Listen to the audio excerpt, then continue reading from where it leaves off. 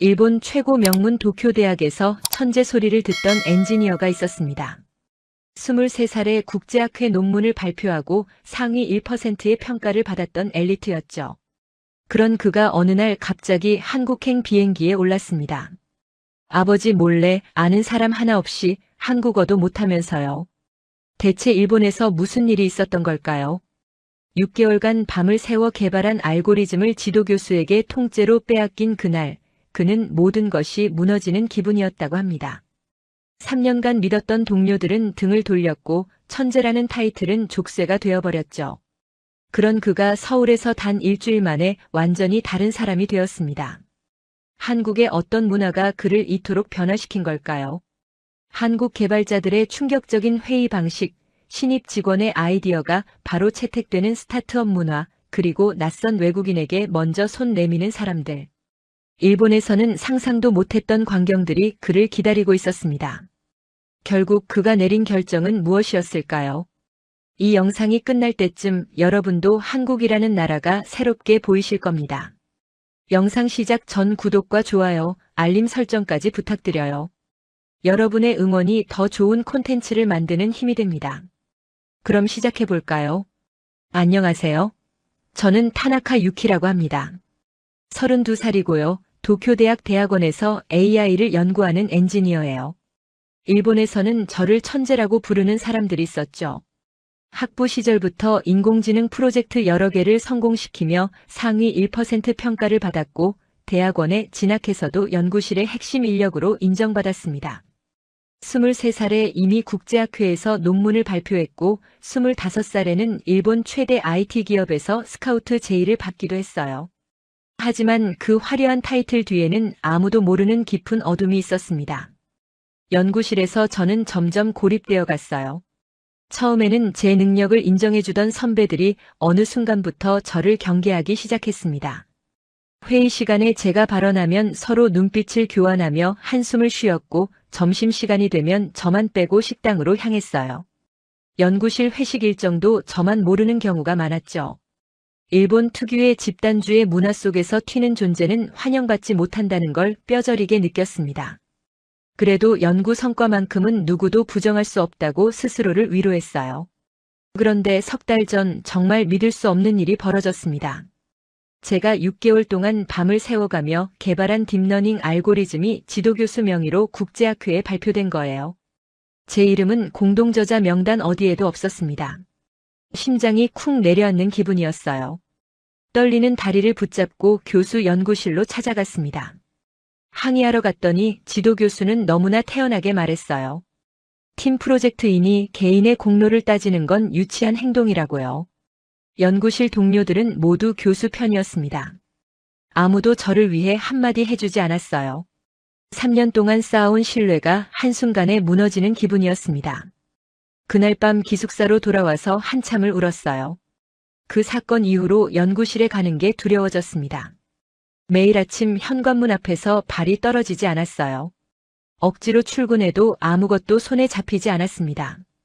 일본에서 태어나 32해를 살았지만 이토록 이 땅이 낯설게 느껴진 적은 처음이었어요. 천재라는 꼬리표가 오히려 족쇄처럼 느껴졌습니다. 능력이 뛰어나면 뛰어날수록 주변의 질투와 견제가 심해지는 구조. 이게 정말 제가 평생을 바쳐야 할 곳인가 싶었어요. 그러던 어느 날 밤 잠이 오지 않아 유튜브를 뒤적이다가 우연히 서울의 한 기술 컨퍼런스 영상을 발견했습니다. 처음에는 그냥 스쳐 지나가려고 했어요. 그런데 썸네일에 찍힌 젊은 개발자들의 표정이 눈에 들어왔습니다. 다들 너무 밝아 보였거든요. 호기심에 영상을 클릭했어요. 26살쯤 되어 보이는 한국인 개발자가 무대 위에서 자신이 만든 서비스를 발표하고 있었습니다. 눈이 반짝반짝 빛났어요. 청중들은 적극적으로 질문을 던졌고 발표자는 웃으며 솔직하게 답변했습니다. 틀린 부분이 있으면 바로 인정하고 모르는 건 모른다고 말했어요. 서로의 의견에 귀 기울이며 토론하는 모습이 너무나 신선했습니다. 일본에서는 상상할 수 없는 광경이었어요. 우리 연구실 회의는 교수님 말씀을 듣고 고개를 끄덕이는 게 전부였거든요. 새로운 의견을 내면 건방지다는 소리를 들었고 질문을 하면 공부가 부족하다는 핀잔이 돌아왔습니다. 그런데 한국 개발자들은 완전히 달랐어요. 실패를 두려워하지 않는 도전 정신, 수평적인 소통 문화, 빠른 의사결정 속도. 영상을 보는 내내 심장이 두근거렸습니다. 새벽 3시까지 관련 영상을 찾아보았어요. 볼수록 한국이라는 나라가 궁금해졌습니다. 다음 날 용기를 내어 아버지에게 한국에 가보고 싶다고 말씀드렸어요. 예상대로 격렬한 반대가 돌아왔습니다. 아버지는 평생 한국을 무시해온 분이셨어요. 어린 시절부터 한국에 대한 부정적인 이야기만 들으며 자랐습니다. 아버지는 왜 하필 그런 나라에 가려고 하느냐며 화를 내셨어요. 일본이 기술 강국인데 배울 게 뭐가 있겠느냐고요. 식탁을 탕탕 치시며 당장 그런 생각은 접으라고 하셨습니다. 하지만 저는 더 이상 아버지 세대의 편견에 갇혀 있고 싶지 않았어요. 연구실에서 당한 배신, 닫힌 문화에 대한 환멸, 새로운 가능성에 대한 갈망. 이 모든 것이 저를 서울로 이끌고 있었습니다.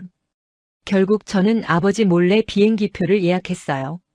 일주일짜리 짧은 여행이었지만 제 인생을 바꿀 수도 있다는 예감이 들었습니다. 출발 당일 아침 아버지에게는 학회 참석차 오사카에 간다고 거짓말을 했어요. 인천공항행 비행기에 오르는 순간 손이 떨렸습니다. 한국어는 안녕하세요, 감사합니다 정도밖에 할 줄 몰랐고 서울에 아는 사람은 단 한 명도 없었어요. 스마트폰 번역기 하나만 믿고 떠나는 무모한 여행이었습니다. 그래도 상관없었어요. 도쿄에서의 삶이 너무 숨막혔거든요. 어디든 여기가 아닌 곳으로 가고 싶었습니다. 비행기가 이륙하고 창밖으로 도쿄의 불빛이 점점 멀어져 갔어요. 32해 동안 살아온 도시가 작아지는 걸 보며 묘한 해방감을 느꼈습니다. 동시에 불안감도 밀려왔어요. 정말 이래도 되는 걸까? 아버지가 알면 어떻게 하지? 한국에서 무슨 일이 생기면 어쩌지? 온갖 걱정이 머릿속을 맴돌았습니다. 하지만 이미 비행기는 하늘 위였어요. 돌아갈 수 없었습니다. 2시간 뒤면 서울이었어요. 인공지능을 연구하면서도 정작 인간다운 관계가 뭔지 잊어버렸던 저에게 한국이라는 나라가 어떤 답을 줄 수 있을까요? 창밖의 구름을 바라보며 조용히 눈을 감았습니다. 인천공항에 내리자마자 가장 먼저 느낀 건 공기의 차이였어요. 도쿄와는 다른 뭔가 더 건조하고 상쾌한 느낌이었습니다. 입국 심사대를 통과하고 짐을 찾아 나오는데 심장이 쿵쿵 뛰었어요. 드디어 한국 땅을 밟은 거였습니다. 공항 안내판에는 한글과 영어, 일본어, 중국어가 함께 적혀 있었어요. 일본어를 보니 조금 안심이 되었습니다.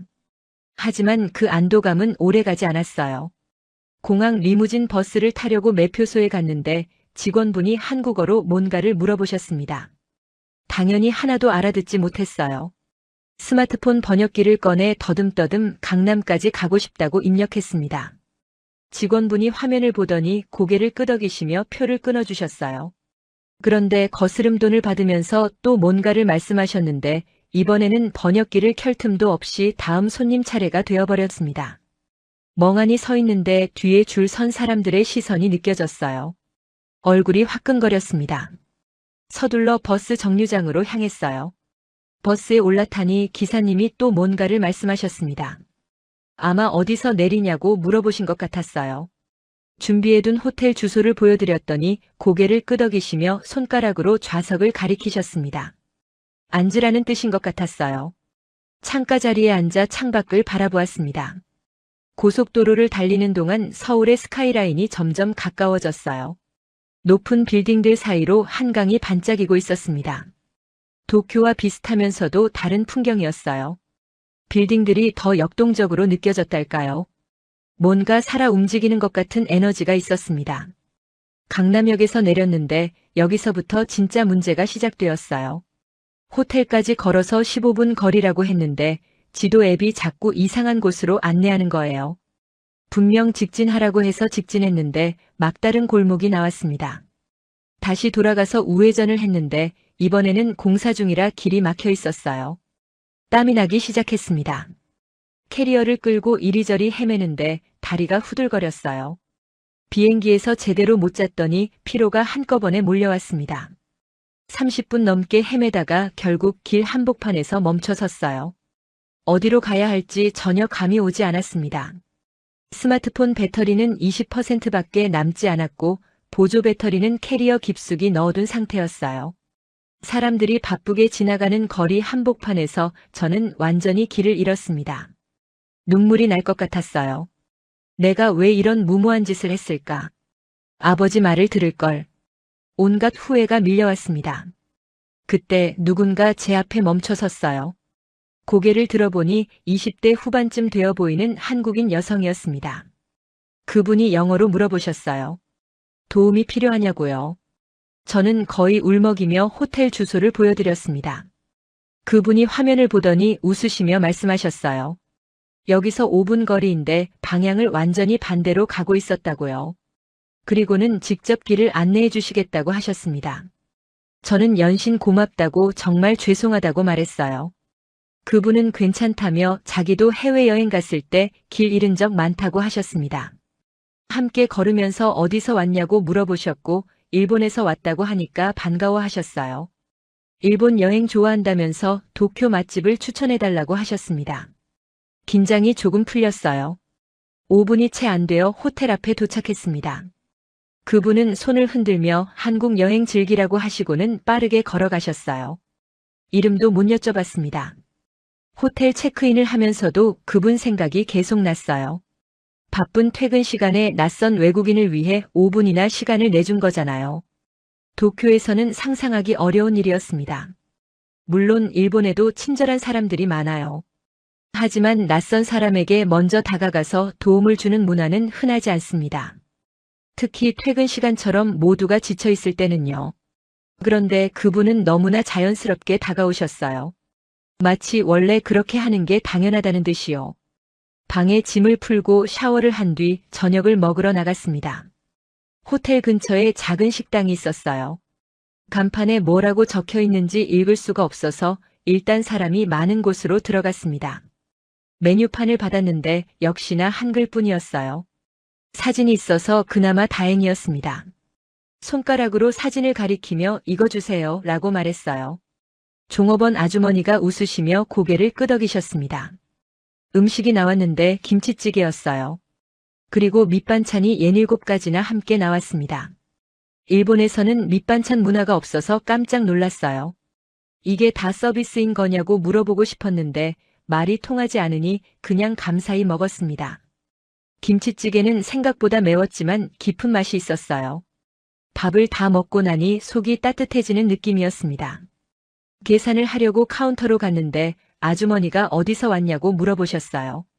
번역기로 일본이라고 답했더니 혼자 왔냐고 하셨습니다. 네 라고 대답하니까 아주머니가 대단하다며 엄지를 치켜 세우셨어요. 호텔로 돌아오는 길 서울의 밤거리를 천천히 걸었습니다. 강남역 주변은 밤 9시가 넘었는데도 사람들로 북적였어요. 젊은 사람들이 삼삼오오 모여 웃고 떠들고 있었습니다. 거리 곳곳에서 음악 소리가 들려왔고 네온 사인이 화려하게 반짝였어요. 도쿄의 밤과 비슷하면서도 달랐습니다. 뭐라고 해야 할까요? 더 활기차고 더 개방적인 느낌이었어요. 사람들의 표정이 밝았습니다. 지친 기색이 있으면서도 어딘가 여유로워 보였어요. 호텔 방에 돌아와 침대에 누웠습니다. 천장을 바라보며 오늘 하루를 되짚어 봤어요. 언어가 통하지 않아 힘들었지만 그래도 어떻게든 하루를 보냈습니다. 무엇보다 낯선 외국인에게 먼저 손을 내밀어준 그 여성분이 자꾸 생각났어요. 그리고 식당 아주머니의 따뜻한 미소도요. 아직 첫날인데 벌써 한국이라는 나라가 조금씩 마음에 들기 시작했습니다. 내일은 개발자 스터디 모임에 참석할 예정이에요. 온라인으로 미리 신청해둔 곳이었습니다. 외국인도 참여 가능하다고 해서 용기를 냈어요. 과연 어떤 사람들을 만나게 될까요? 기대 반 걱정 반으로 눈을 감았습니다. 다음 날 아침 눈을 떠보니 벌써 9시였어요. 어젯밤 긴장이 풀렸는지 10시간 가까이 푹 잤습니다. 창문 커튼을 열자 서울의 아침 햇살이 쏟아져 들어왔어요. 하늘이 맑았습니다. 오늘은 드디어 개발자 스터디 모임에 참석하는 날이에요. 온라인으로 신청할 때만 해도 별 생각 없었는데 막상 당일이 되니 긴장이 되기 시작했습니다. 한국 개발자들은 어떤 사람들일까요? 일본인인 제가 껴도 괜찮을까요? 온갖 걱정이 머릿속을 맴돌았어요. 스터디 모임은 오후 2시에 강남역 근처 공유 오피스에서 열리기로 되어 있었습니다. 점심을 간단히 먹고 1시간 일찍 출발했어요. 어제처럼 길을 헤매면 안 되니까요. 다행히 오늘은 지도 앱이 제대로 작동했습니다. 20분 만에 건물 앞에 도착했어요. 엘리베이터를 타고 5층으로 올라가니 유리문 너머로 사람들이 보였습니다. 열댓 명 정도 되어 보였어요. 다들 노트북을 펼쳐놓고 뭔가를 열심히 하고 있었습니다. 문을 열고 들어가는 순간 모든 시선이 저에게 쏠렸어요. 심장이 쿵쾅거렸습니다. 주최자로 보이는 30대 초반의 남성이 다가와서 영어로 인사했어요. 혹시 유키 씨냐고 물었습니다. 네 라고 대답하니까 환하게 웃으며 악수를 청했어요. 온라인으로 신청했을 때 외국인이라고 밝혀두었더니 기억해 주신 거였습니다. 그분이 저를 다른 참가자들에게 소개해 주었어요. 일본에서 온 AI 연구원이라고요. 사람들이 박수를 치며 환영해 주었습니다. 긴장이 조금 풀렸어요. 자리에 앉아서 주변을 둘러보았습니다.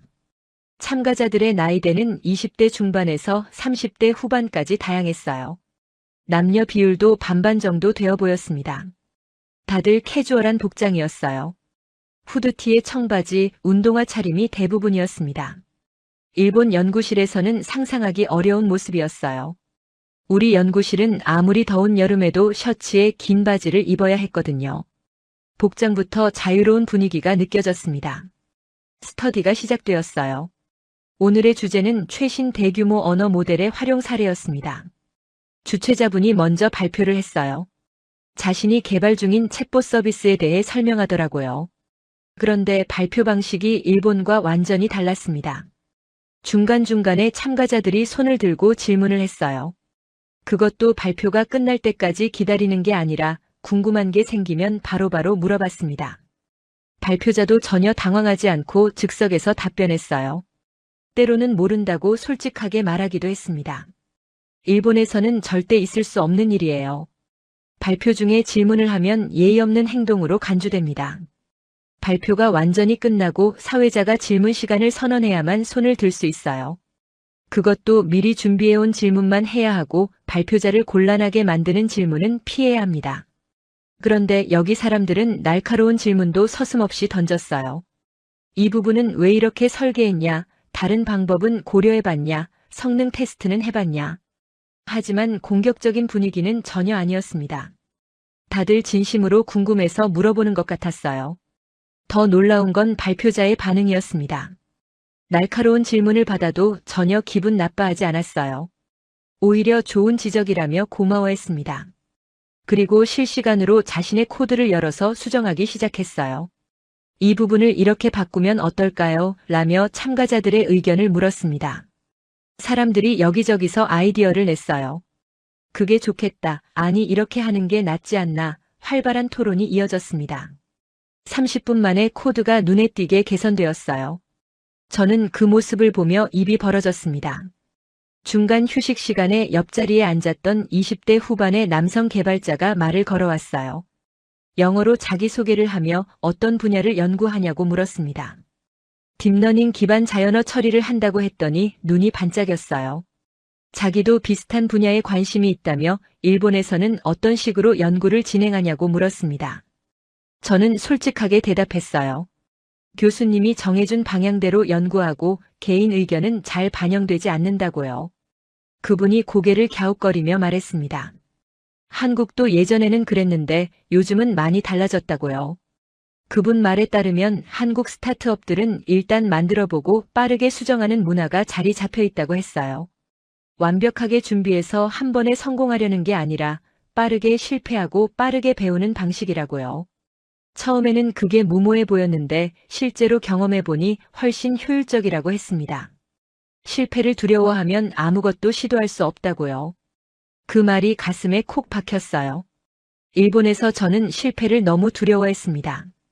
한 번의 실수도 허용되지 않는 분위기에서 저는 점점 움츠러들어 있었어요. 휴식 시간이 끝나고 참가자들의 발표가 이어졌습니다. 20대 중반의 여성 개발자가 자신이 만든 웹 서비스를 시연했어요. 아직 완성되지 않은 프로토타입이라며 부끄러워했지만 아이디어가 참신했습니다. 사람들이 여러 피드백을 주었어요. 그 중에는 꽤 신랄한 지적도 있었습니다. 하지만 그분은 전혀 상처받은 기색이 없었어요. 메모를 하며 열심히 듣더니 다음에 반영해보겠다고 했습니다. 그 모습이 인상적이었어요. 스터디가 끝나갈 무렵 주최자분이 저에게 발표해볼 의향이 있냐고 물었습니다. 갑작스러운 제안에 당황했어요. 준비한 게 없다고 했더니 그냥 편하게 자기소개와 연구 분야만 소개해도 된다고 했습니다. 용기를 내어 앞으로 나갔어요. 떨리는 목소리로 제가 일본에서 어떤 연구를 했는지, 왜 한국에 오게 되었는지 간략하게 설명했습니다. 사람들이 경청해 주었어요. 발표가 끝나자 박수와 함께 질문이 쏟아졌습니다. 일본과 한국의 연구 문화 차이가 뭐냐, AI 분야에서 일본이 강한 영역은 뭐냐, 한국에서 뭘 배우고 싶냐. 하나하나 성의껏 대답했어요. 스터디가 끝난 후 몇몇 사람들과 근처 카페에서 이야기를 나누었습니다. 다들 호기심이 많았어요. 일본 개발자 문화에 대해, 도쿄의 IT 업계에 대해 이것저것 물어봤습니다. 저도 한국 스타트업 생태계에 대해 질문했어요. 대화가 끊이지 않았습니다. 3시간이 훌쩍 지나 있었어요. 헤어지기 전에 연락처를 교환했습니다. 카카오톡이라는 앱을 깔아야 한다고 해서 그 자리에서 바로 설치했어요. 다들 친구 추가를 해주었습니다. 호텔로 돌아오는 길 머릿속이 복잡했어요. 오늘 경험한 것들이 너무 강렬했습니다. 일본에서 3년 동안 연구실 생활을 하면서 한 번도 느껴보지 못한 것들이었어요. 열린 토론, 문화, 실패를 두려워하지 않는 태도, 서로의 성장을 응원하는 분위기. 저는 오히려 지나치게 조심스러운 사람이 되어 있었다는 걸 깨달았습니다. 교수에게 아이디어를 빼앗겼던 트라우마 때문에 제 생각을 남에게 공유하는 게 무서웠어요. 하지만 오늘 만난 사람들은 달랐습니다. 아이디어를 숨기지 않고 나눴어요. 그리고 그 과정에서 모두가 함께 성장했습니다. 침대에 누워 천장을 바라보았어요. 아직 사흘밖에 지나지 않았는데 벌써 많은 것들이 변하고 있었습니다. 한국의 개발자 문화가 이렇게 역동적일 줄은 몰랐어요. 내일은 스타트업 몇 군데를 방문할 예정입니다. 오늘 만난 분들이 소개해 주었어요. 과연 그곳에서는 또 어떤 발견을 하게 될까요? 기대가 되면서도 한편으로는 두려웠습니다. 이대로 한국에 빠져버리면 어떡하지 하는 생각이 문득 들었어요. 서울에서의 나흘째 아침이 밝았어요. 오늘은 특별한 일정 없이 그냥 서울 곳곳을 돌아다녀 보기로 했습니다. 어제 스터디에서 만난 분들이 추천해준 장소들이 있었거든요. 경복궁, 북촌 한옥마을, 홍대, 이태원. 관광지도 좋지만 진짜 서울을 느끼려면 지하철을 타고 이곳저곳 다녀보라고 했어요. 현지인들의 일상 속으로 들어가 보라고요. 그래서 오늘은 관광객이 아니라 서울 시민처럼 하루를 보내보기로 했습니다. 아침 9시쯤 호텔을 나서 강남역 지하철을 탔어요. 출근 시간이 조금 지난 시각이라 그런지 사람이 많지는 않았습니다. 그래도 좌석은 거의 다 차 있었어요. 저는 문 근처에 서서 주변을 관찰했습니다. 그런데 신기한 광경을 목격했어요. 노약자석이 3자리나 비어 있는데 근처에 서 있는 젊은 사람들이 아무도 앉지 않는 거예요. 심지어 다리를 절뚝거리는 20대로 보이는 청년도 일반석이 빌 때까지 서서 기다렸습니다. 일본에도 우선석 문화가 있어요. 하지만 솔직히 말하면 주변에 노인이 안 보이면 젊은 사람들도 꽤 앉습니다. 특히 출퇴근 시간에 피곤하면 눈치 보면서 앉는 경우가 많아요. 그런데 서울 지하철에서는 달랐습니다. 노약자석은 정말 노약자만을 위한 자리였어요. 젊은 사람들 사이에 암묵적인 규칙이 있는 것 같았습니다. 강제가 아니라 자발적인 배려. 그게 인상적이었어요. 경복궁역에서 내려 경복궁으로 향했습니다. 평일 오전인데도 관광객이 제법 있었어요. 한복을 입은 사람들이 눈에 띄었습니다. 젊은 커플들이 한복을 차려입고 사진을 찍고 있었어요. 일본에서는 전통 의상을 일상에서 입는 문화가 거의 사라졌는데 한국은 달랐습니다. 젊은 세대가 전통을 즐기는 방식으로 소비하고 있었어요. 고궁과 한복의 조합이 인스타그램에서 유행한다고 들었습니다. 전통을 박제하는 게 아니라 현재의 삶에 녹여내는 방식이 신선했어요. 경복궁을 둘러보다가 목이 말라 근처 편의점에 들어갔습니다. 음료를 고르고 계산대로 갔는데 앞에 할머니 한 분이 계셨어요. 할머니가 지갑에서 동전을 꺼내시는데 시간이 좀 걸렸습니다. 뒤에 줄이 서 있었지만 아무도 재촉하지 않았어요. 점원도 웃으면서 천천히 하시라고 말했습니다. 할머니가 미안하다고 하시자 점원이 괜찮다며 오히려 할머니 짐을 봉투에 담아드렸어요. 작은 장면이었지만 마음이 따뜻해졌습니다. 점심은 북촌 한옥마을 근처의 작은 식당에서 먹었어요. 비빔밥을 시켰는데 역시나 밑반찬이 푸짐하게 나왔습니다. 혼자 밥을 먹고 있는데 옆 테이블에 앉은 중년 여성분이 말을 걸어오셨어요. 외국인이시냐고요? 네, 라고 대답하니까 어디서 왔냐고 물으셨습니다. 일본이라고 하니까 반가워하시며 비빔밥 맛있냐고 하셨어요. 맛있다고 했더니 웃으시며 고추장 더 넣어 먹으라고 하셨습니다. 짧은 대화였지만 따뜻함이 느껴졌어요. 식사를 마치고 홍대로 이동했습니다. 젊음의 거리라고 들었는데 정말 에너지가 넘쳤어요. 거리 곳곳에서 버스킹 공연이 펼쳐지고 있었습니다.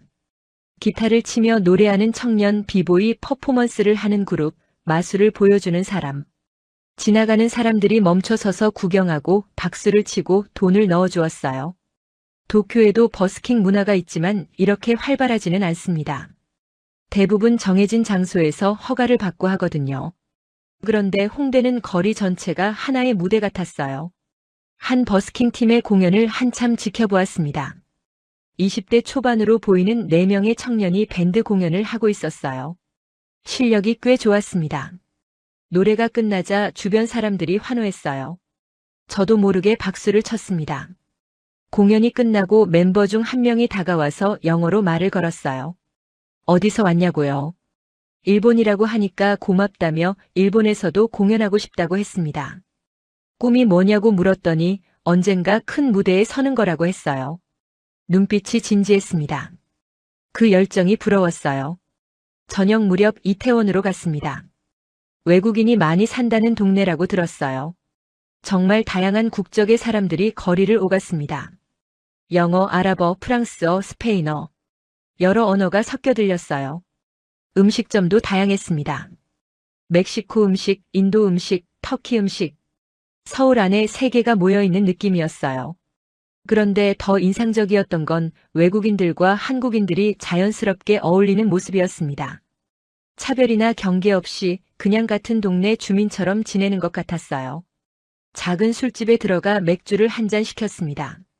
바 카운터에 앉았는데 옆자리에 30대 초반의 한국인 남성이 있었어요.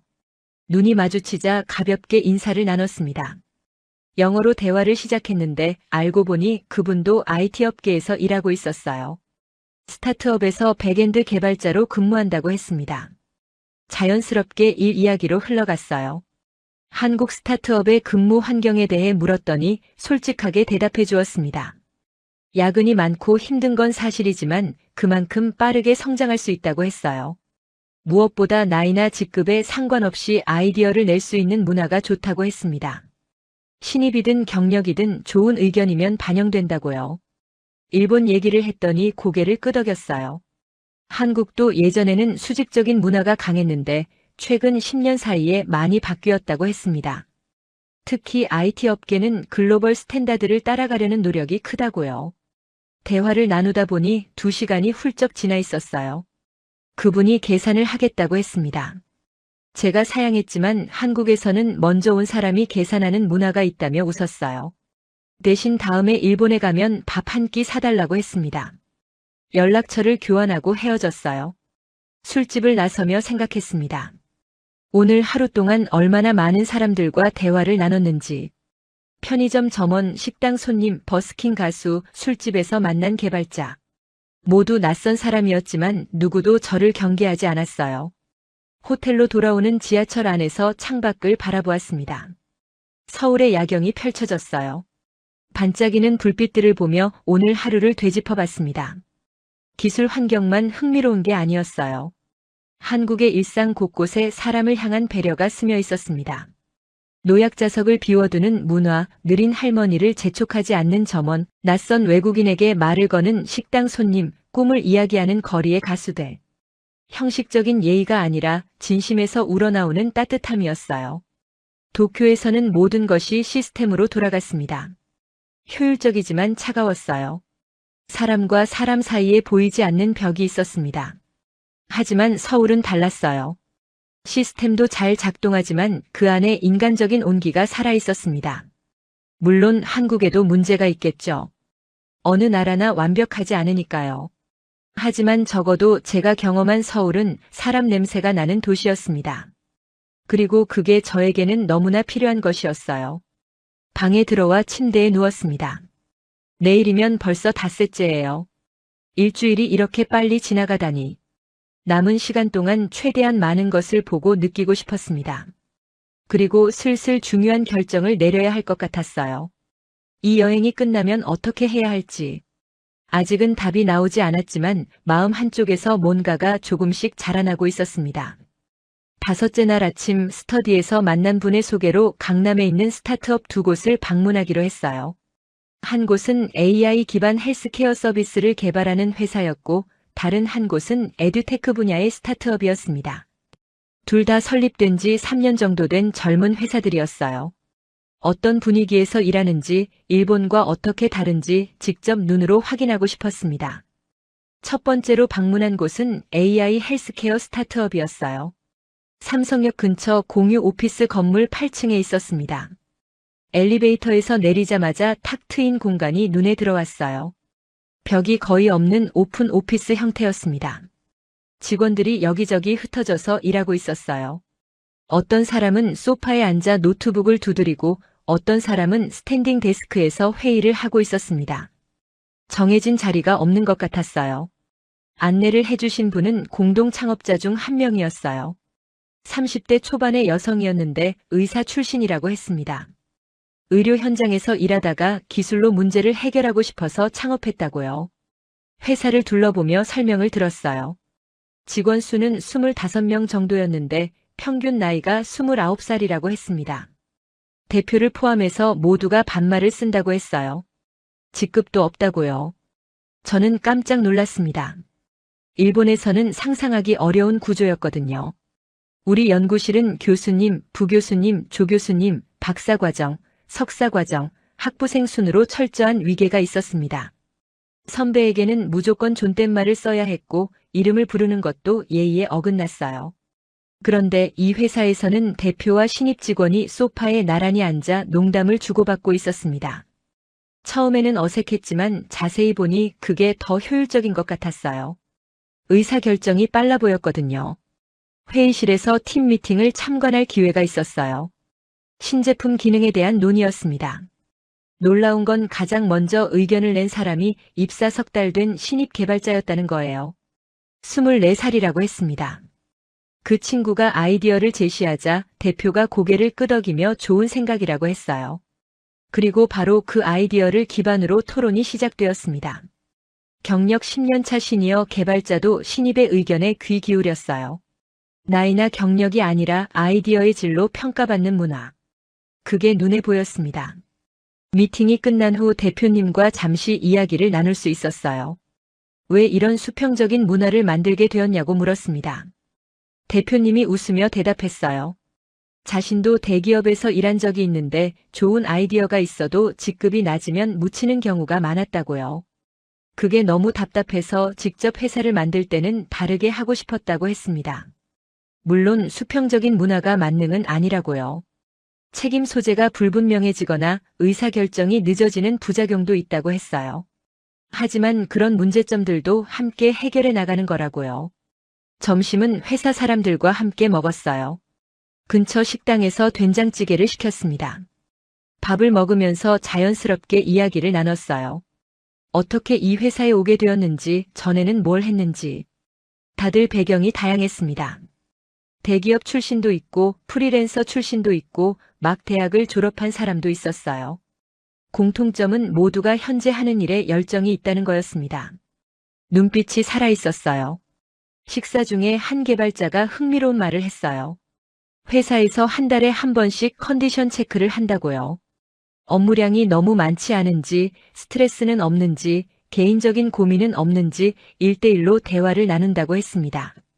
처음에는 형식적일 거라고 생각했는데 실제로 그 대화를 통해 업무 조정이 이루어진 적이 여러 번 있다고요. 번아웃을 예방하기 위한 시스템이라고 했어요. 일본에서는 들어본 적 없는 제도였습니다.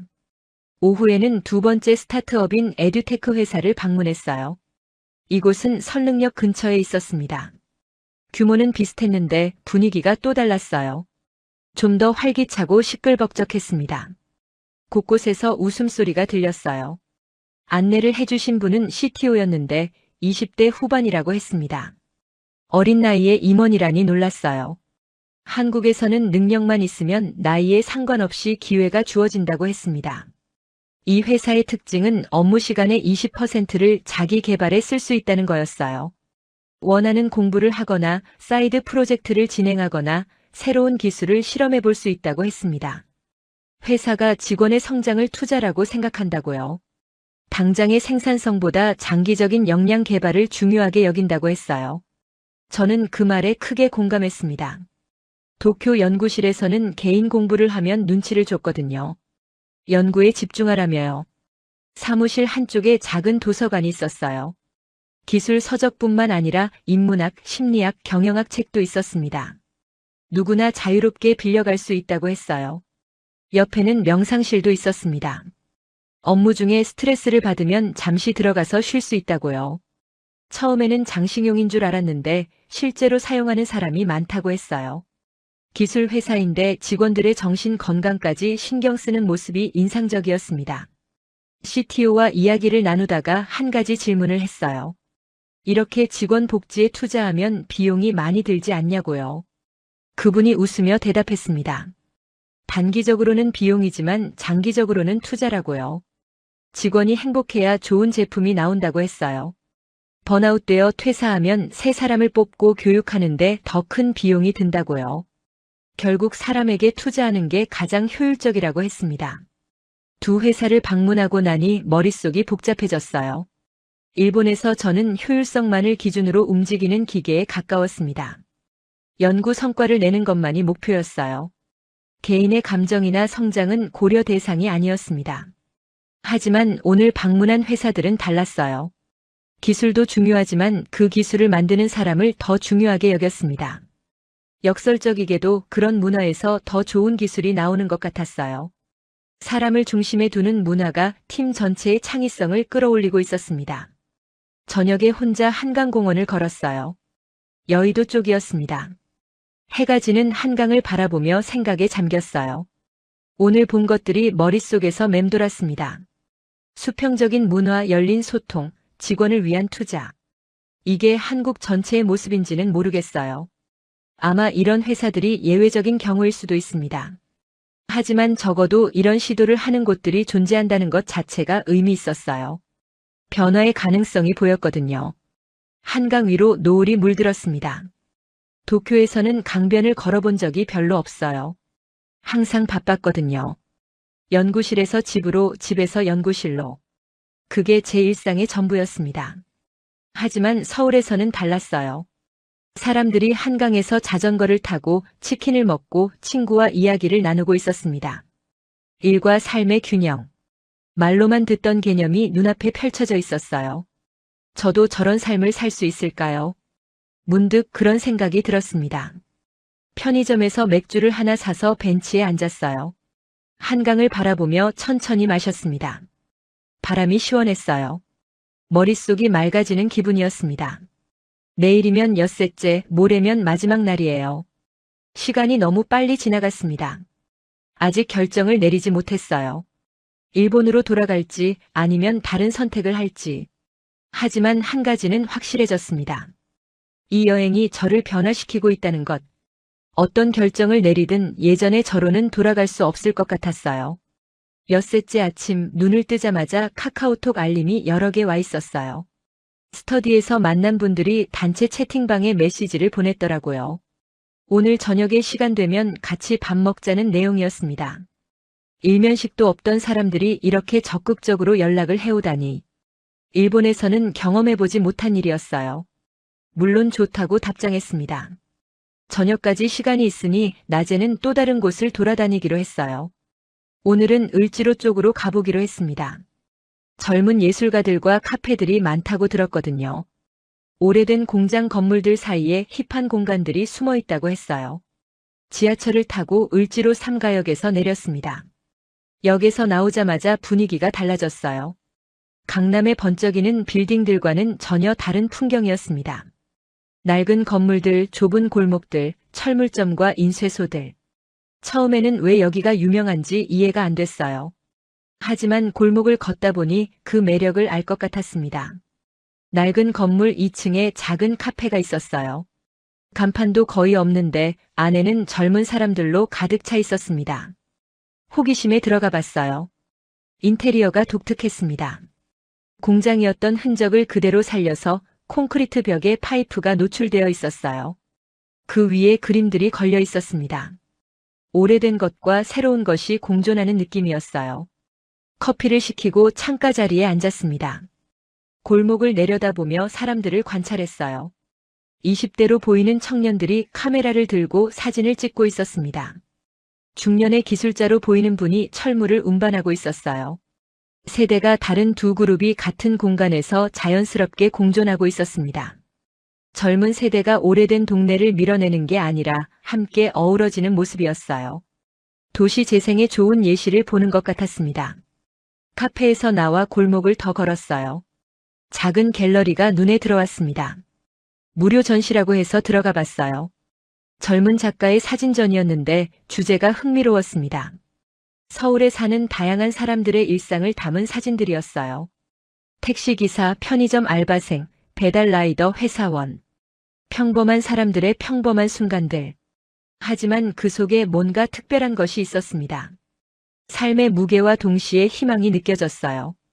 갤러리를 나오는데 누군가 말을 걸었어요. 사진작가 본인이었습니다.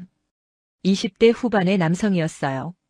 제가 오랫동안 사진을 들여다보고 있어서 궁금했다고 했습니다. 어디서 왔냐고 물어서 일본이라고 했더니 반가워했어요. 일본 사진 문화에 관심이 많다고요. 자연스럽게 대화가 이어졌습니다. 왜 이런 주제로 사진을 찍게 되었는지, 서울이라는 도시가 어떤 의미인지. 작가는 열정적으로 이야기했어요. 그가 말하길 서울은 모순의 도시라고 했어요. 빠르게 변하면서도 전통을 지키려 하고 경쟁이 치열하면서도 서로 돕는 문화가 있다고요. 그 모순 속에서 살아가는 평범한 사람들의 이야기를 담고 싶었다고 했습니다. 저는 그 말에 크게 공감했어요. 저도 이번 여행에서 비슷한 것을 느꼈거든요. 한국은 단순하게 정의할 수 없는 나라였습니다. 알면 알수록 더 복잡하고 더 매력적이었어요. 작가와 연락처를 교환하고 헤어졌습니다. 일주일도 안 되는 시간 동안 정말 많은 사람을 만났어요. 그리고 그들 모두와 의미 있는 대화를 나눴습니다. 도쿄에서는 이렇게 빨리 관계를 맺는 게 불가능해요.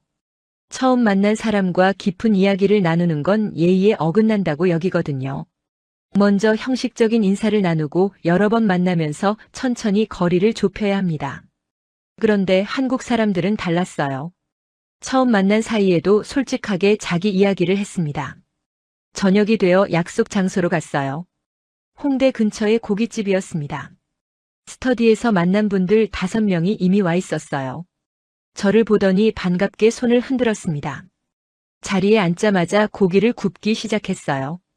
한국식 회식 문화를 처음 경험하는 거였습니다. 누군가가 고기를 구워서 제 접시에 올려주었어요. 일본에서는 각자 먹을 걸 각자 굽는데 여기서는 서로 챙겨주는 게 당연한 것 같았습니다. 술잔도 돌아갔어요. 소주를 따라주면서 다들 이런저런 이야기를 했습니다. 회사 이야기, 연애 이야기, 미래 계획. 농담도 많이 했어요. 저도 어느새 편하게 웃고 있었습니다. 언어의 장벽이 있었지만 영어와 번역기를 섞어가며 대화했어요. 완벽하게 통하지 않아도 괜찮았습니다. 마음이 통하니까요. 한 분이 말했어요. 유키 씨는 일본 사람 같지 않게 재미있다고요. 처음에는 그게 칭찬인지 모르겠었는데 다들 웃으니까 좋은 의미인 것 같았습니다. 2차로 노래방에 갔어요. 생전 처음 가보는 한국 노래방이었습니다. 방에 들어가니 마이크와 탬버린이 있었어요. 다들 신나게 노래를 불렀습니다. 저도 일본 노래를 한 곡 불렀어요. 다들 환호해 주었습니다. 노래 실력이 좋다기보다는 외국인이 노래하는 게 신기했던 것 같아요. 어쨌든 분위기가 너무 좋았습니다. 이렇게 스트레스를 푸는 문화가 건강하게 느껴졌어요. 노래방을 나온 건 밤 11시쯤이었어요. 다들 집에 가기 아쉬워했습니다. 다음에 또 만나자고 약속했어요. 저는 모레 일본으로 돌아가야 한다고 했습니다. 그랬더니 다들 아쉬워하며 꼭 다시 오라고 했어요. 한 분은 진지하게 말했습니다. 유키 씨 같은 사람이면 한국에서도 잘할 수 있을 거라고요. 실력도 있고 무엇보다 마음이 열려 있다고요. 그 말에 가슴이 뭉클해졌어요. 호텔로 돌아오는 택시 안에서 창밖을 바라봤습니다. 서울의 밤거리가 스쳐 지나갔어요. 오늘 하루 동안 얼마나 많은 것을 경험했는지. 낯선 골목에서 만난 사진작가, 고깃집에서 나눈 솔직한 대화들, 노래방에서의 웃음. 일주일도 안 되는 시간이었지만 어떤 관계들은 1년보다 더 깊어질 수 있다는 걸 알았습니다. 관계의 무게가 다른 도시. 서울은 그랬어요. 방에 돌아와 침대에 누웠습니다. 내일이면 마지막 날이에요. 아직도 결정을 내리지 못했습니다. 일본으로 돌아가면 무엇이 기다리고 있을까요? 아이디어를 빼앗은 지도교수, 저를 외면한 동료들, 한국을 무시하는 아버지. 생각만 해도 숨이 막혔어요. 하지만 여기 남는다고 해서 모든 게 해결되는 건 아니잖아요. 비자 문제도 있고 일자리도 찾아야 하고. 현실은 녹록지 않았습니다. 그래도 오늘 만난 사람들의 얼굴이 떠올랐어요. 진심으로 저를 환영해준 사람들. 처음 만난 사이인데도 미래를 응원해준 사람들. 도쿄에서는 3년을 함께 지내도 느끼지 못한 따뜻함을 일주일 만에 느꼈습니다. 그건 분명 의미가 있는 거잖아요. 결론은 아직 모르겠지만 한 가지는 확실해졌어요. 어떤 결정을 내리든 이 사람들과의 인연은 계속 이어가고 싶다는 것. 눈을 감으니 어느새 잠이 들었습니다. 마지막 전날 아침 7째 날이 밝았어요. 내일이면 일본으로 돌아가야 합니다. 이상하게도 긴장이 되면서 동시에 차분해지는 느낌이었어요. 오늘은 특별한 일정 없이 지금까지 경험한 것들을 정리해 보기로 했습니다. 카페에 앉아서 노트북을 펴고 일주일간의 기록을 되짚어 봤어요. 쓰다 보니 한 가지 의문이 떠올랐습니다. 한국은 왜 이렇게 빠를까요? 기술 발전 속도, 사회 변화 속도, 사람들의 행동 속도. 모든 게 일본보다 빨랐어요. 처음에는 그냥 국민성의 차이라고 생각했어요. 한국 사람들이 원래 급한 성격이라고요. 하지만 일주일 동안 여러 사람을 만나고 여러 곳을 다니면서 깨달았습니다. 단순히 성격의 문제가 아니었어요. 한국의 속도는 시스템에서 나오는 거였습니다. 그리고 그 시스템을 움직이는 건 사람들 사이의 신뢰였어요. 개발자 스터디에서 느낀 것부터 떠올려 봤어요. 발표 도중에 질문을 하고 실시간으로 피드백을 주고받는 문화. 처음에는 무례하게 느껴졌지만 실제로는 그게 훨씬 효율적이었습니다. 발표가 끝날 때까지 기다렸다가 질문하면 이미 잘못된 방향으로 30분을 허비한 뒤일 수 있잖아요. 하지만 실시간으로 수정하면 그 30분을 아낄 수 있어요. 작은 차이 같지만 이게 쌓이면 엄청난 차이가 됩니다. 스타트업에서 본 것도 마찬가지였어요. 수평적인 문화가 의사결정 속도를 높였습니다. 신입 직원의 아이디어라도 좋으면 바로 채택되었어요. 일본에서는 같은 아이디어가 나와도 위계를 거쳐야 합니다. 팀장에게 보고하고 팀장이 부장에게 보고하고 부장이 임원에게 보고하고 그 과정에서 원래의 아이디어가 변질되거나 묻히는 경우가 많아요. 하지만 한국 스타트업은 그 단계를 줄였습니다.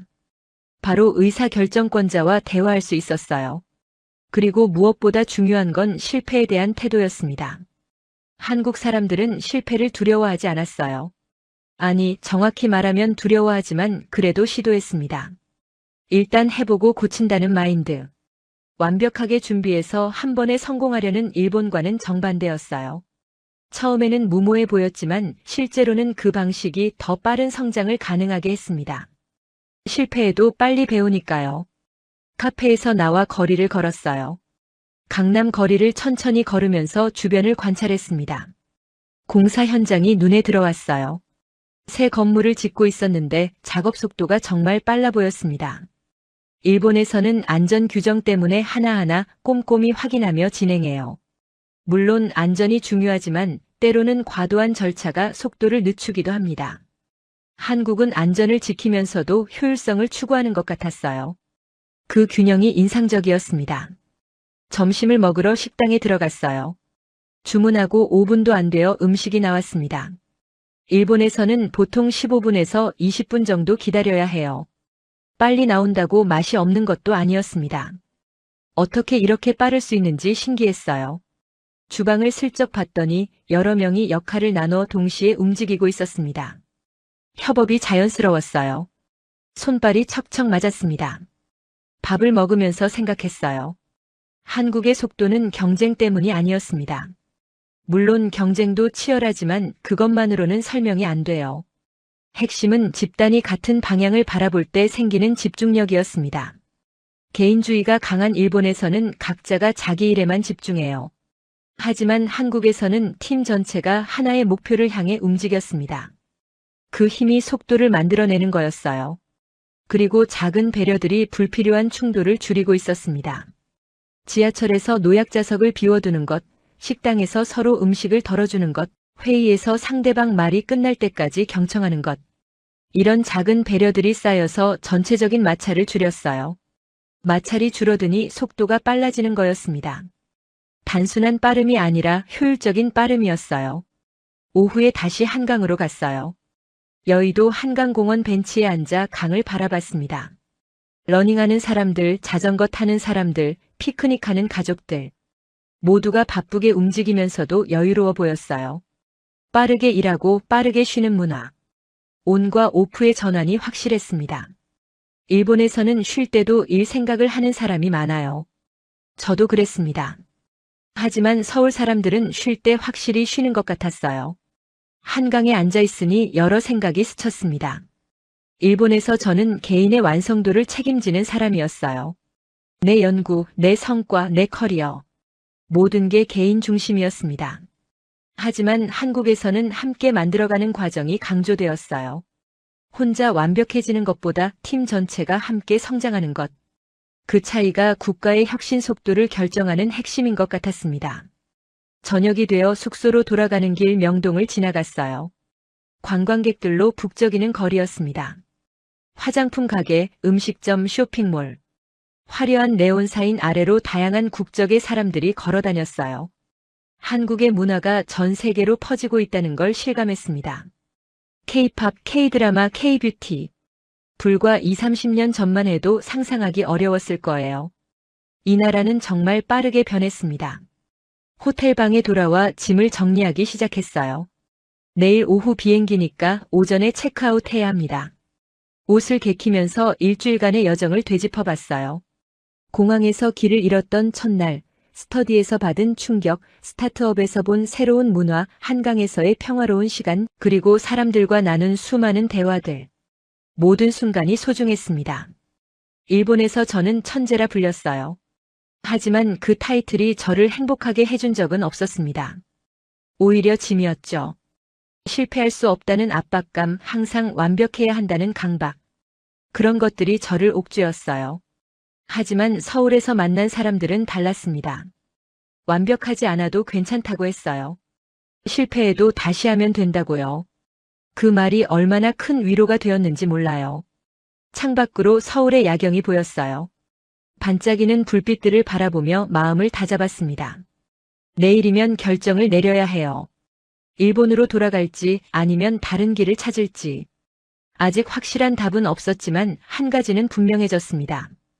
어떤 선택을 하든 한국에서 배운 것들을 잊지 않겠다는 것. 속도와 배려, 협업과 신뢰. 이것들이 제 삶에서도 가능하다면 어디에 있든 행복할 수 있을 것 같았어요. 눈을 감고 내일을 준비했습니다. 마지막 밤이 깊어가고 있었어요. 마지막 날 아침 8째 날이 밝았어요. 오늘 오후 4시 비행기로 도쿄로 돌아갑니다. 눈을 뜨자마자 묘한 기분이 들었어요. 일주일 전에는 이 도시가 완전히 낯설었는데 지금은 마치 오래 살았던 곳처럼 편안하게 느껴졌습니다. 창문을 열어 아침 공기를 마셨어요. 서울의 마지막 아침이었습니다. 체크아웃 시간까지 몇 시간 남아 있었어요.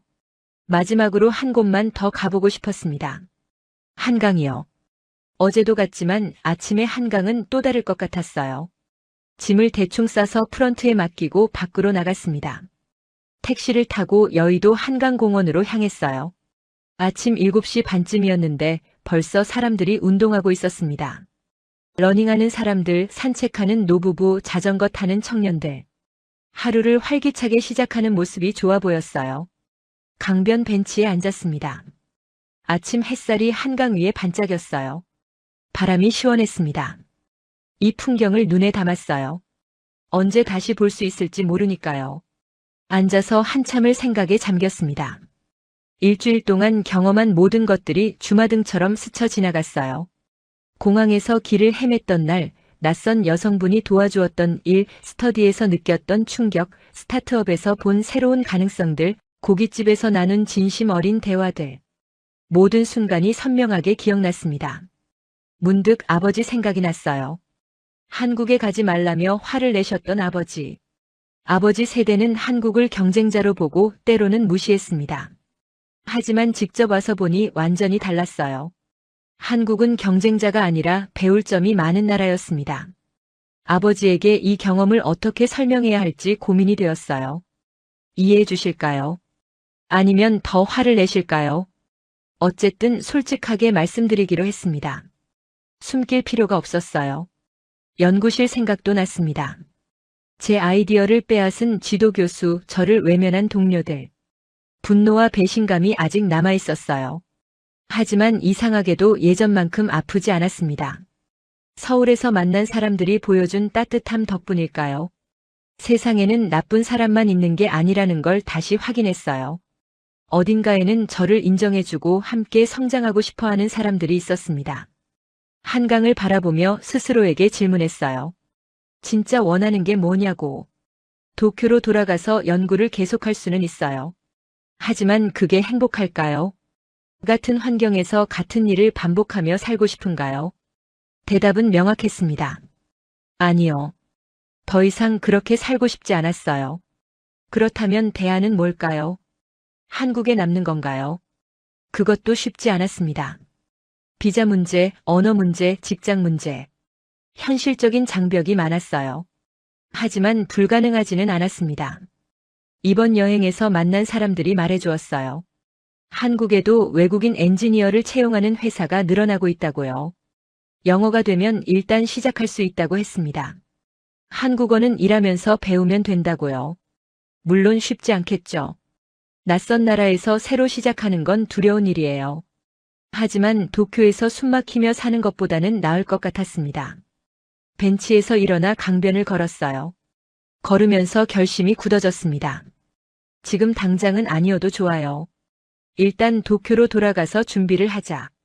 한국 취업에 필요한 것들을 알아보고 한국어도 공부하고 포트폴리오도 다시 정리하자. 그리고 기회가 되면 다시 오자. 이번에는 여행자가 아니라 이곳에서 살 준비를 하고 오자.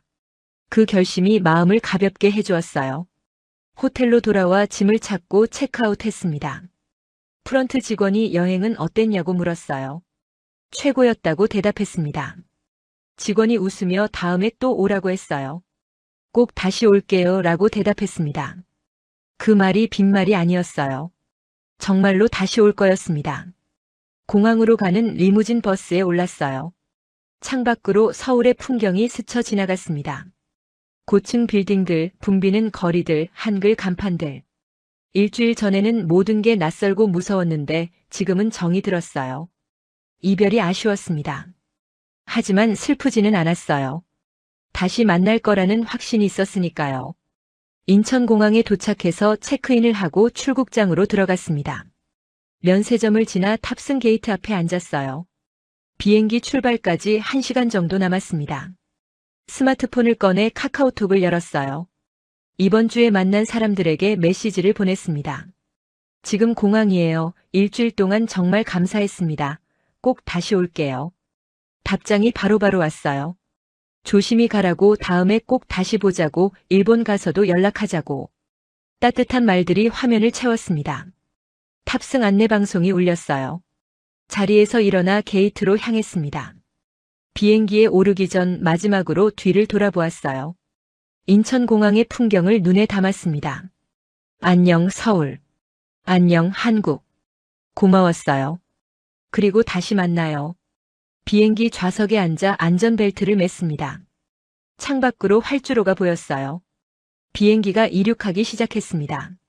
한국 땅이 점점 멀어져 갔어요. 일주일 전 도쿄를 떠날 때와는 전혀 다른 기분이었습니다. 그때는 도망치듯 떠났어요. 하지만 지금은 희망을 품고 떠나는 거였습니다. 돌아갈 곳이 생겼으니까요. 구름 위로 올라오니 하늘이 맑았어요. 창밖을 바라보며 미래를 그려봤습니다. 한국어를 공부하는 제 모습, 서울 스타트업에서 일하는 제 모습, 한강에서 퇴근 후 맥주를 마시는 제 모습. 상상만 해도 설레었습니다. 물론 쉽지 않겠죠. 하지만 해볼 만한 가치가 있었어요. 천재라 불렸던 과거보다 서울에서의 가능성이 더 중요하게 느껴졌습니다. 2시간 뒤 비행기는 나리타 공항에 착륙했어요. 다시 일본 땅을 밟았습니다. 하지만 떠날 때와는 완전히 다른 사람이 된 것 같았어요. 일주일 동안 경험한 모든 것들이 저를 변화시켰습니다. 이제 시작이에요. 새로운 목표가 생겼습니다. 다시 한국으로 돌아가는 것. 그때까지 열심히 준비할 거예요. 서울이 저를 기다리고 있으니까요. 공항을 나서며 하늘을 올려다봤어요. 도쿄의 하늘은 회색빛이었지만 마음만은 맑았습니다. 곧 다시 갈게요, 서울. 그때까지 건강하게 기다려줘요. 혼자 중얼거리며 웃었습니다. 새로운 시작이었어요. 일본 최고 명문대 출신의 천재 엔지니어가 서울에서 발견한 것은 무엇이었을까요? 그것은 단순한 기술력이 아니었습니다. 사람을 중심에 두는 문화, 실패를 두려워하지 않는 도전 정신, 그리고 낯선 이에게도 따뜻한 손을 내미는 배려의 마음이었죠.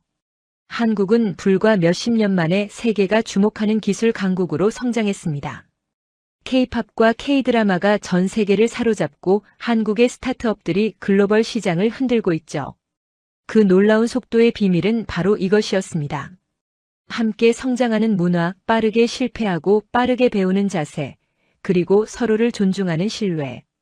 일본의 천재가 한국에서 배운 것은 기술이 아니라 삶의 방식이었습니다. 완벽하지 않아도 괜찮다는 것, 실패해도 다시 일어나면 된다는 것, 혼자가 아니라 함께일 때 더 멀리 갈 수 있다는 것. 그는 반드시 다시 돌아오겠다고 다짐했습니다. 이번에는 여행자가 아니라 한국에서 함께 성장하는 구성원으로요. 여러분은 어떻게 생각하시나요? 댓글로 여러분의 이야기를 들려주세요. 이 영상이 좋았다면 구독과 좋아요, 알림 설정 잊지 마시고요. 다음 영상에서 또 만나요. 또 만나요. 또 만나요. 또 만나요. 또 만나요. 또 만나요. 또 만나요.